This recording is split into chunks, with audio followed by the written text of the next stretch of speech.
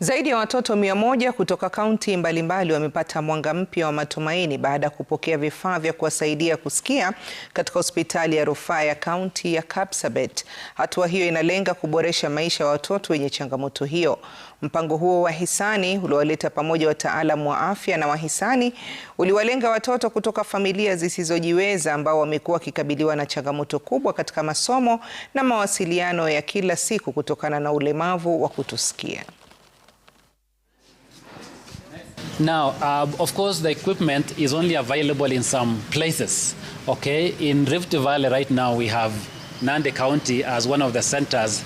Nandi County and the Kapsabet Referral Hospital is one of the centers that provide screening. It provides diagnostics and assessments for hearing loss, and we provide hearing aids and assistive devices to those who are in need. Mimi naweza himiza wazazi wenzangu, kama mtu anaona like kuna changamoto tu yote kwa mtoto, maybe unaona ni kama anasikia ni kaski, usijidiagnose wewe mwenyewe useme anasikia maski, mpeleke ende akapimwe ndio ujue ukweli wa mambo. Beneficiary yenye nimepata kwa hii nini imesaidia mtoto wangu mwenye hakuwa akisikia, na siku hizi anatumia hizo devices na amesaidika sana kwa shule.